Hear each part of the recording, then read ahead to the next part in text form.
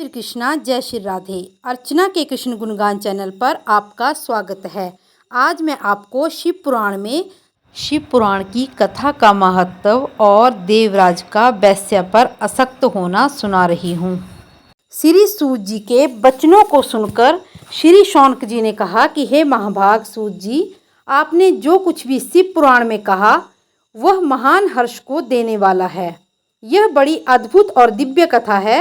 संसार में इससे बढ़कर कल्याण करने वाली और दूसरी कोई कथा नहीं है। हे भगवान, आप कृपा करके हमें ये बतलाइए कि कलयुग में इसके सुनने से किन किन पापियों के पाप नष्ट हो जाते हैं। श्री सूत जी बोले, हे शौनक आदि ऋषियों, इस महापुराण के सुनने से दुराचारी, कामी और दुष्ट पुरुष सभी पाप रहित हो जाते हैं। लोभी, झूठ बोलने वाले, माता पिता को दुखी कर देने वाले, दंभी, पाखंडी, हिंसा परायण और सभी पापियों के तारने के लिए यह महाशिव पुराण अपने अंदर शक्ति रखता है। इस विषय में एक प्राचीन कथा है जिसके सुनने मात्र से कलयुग के प्राणियों के समस्त पाप नष्ट हो जाते हैं और उनको सद्गति प्राप्त होती है। प्राचीन काल में किरात नगर में एक दुर्बल, दुराचारी और दरिद्र ब्राह्मण रहता था। वह वैदिक धर्म से विमुख था। उसका नाम देवराज था। उसने अधर्म द्वारा बहुत सा धन संचय कर लिया था।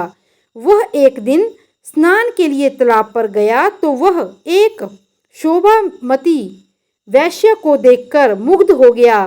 शोभावती भी एक धन कुबेर ब्राह्मण को अपने जाल में देखकर अत्यंत प्रसन्न हुई और तालाब पर इन दोनों की प्रेम लीला आरंभ हो गई।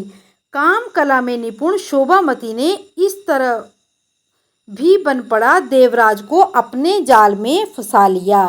फिर क्या था वह उसी का हो गया। बस फिर क्या था, देवराज दिन रात उस वैश्य के कोठे पर पड़ा रहने लगा। देवराज के माता पिता और उसकी पत्नी ने, उसके मित्रों ने उसे वैश्य के जाल से छुड़ाने के लिए अनेक प्रयास किए, किंतु वह न माना और वह महापापी माता पिता और पत्नी के बार बार समझाने पर बुरा मान गया और एक रात उसने उन तीनों को मार डाला ताकि उसका मार्ग हमेशा के लिए साफ हो जाए। घर में जो भी गहने, जेवर, रुपया, पैसा था वह सब ले जाकर उसने शोभावती को दे दिया। एक दिन देवराज घूमता घूमता प्रतिष्ठानपुर आया। वहाँ एक शिवाला देखा। अचानक वहाँ कथावाचक भगवान सदाशिव की कथा कर रहे थे। देवराज उसी शिवालय में ठहरा और देव योग से सख्त बीमार पड़ गया।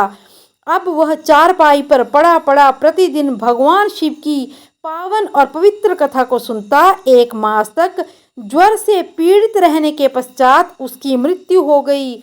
उसके लेने के लिए यमपुरी से यमदूत आ गए। उधर से शिव कथा सुनने के प्रभाव से शिवगण भी आ पहुँचे और उसे यमदूतों से छुड़ाकर शिवलोक को ले गए।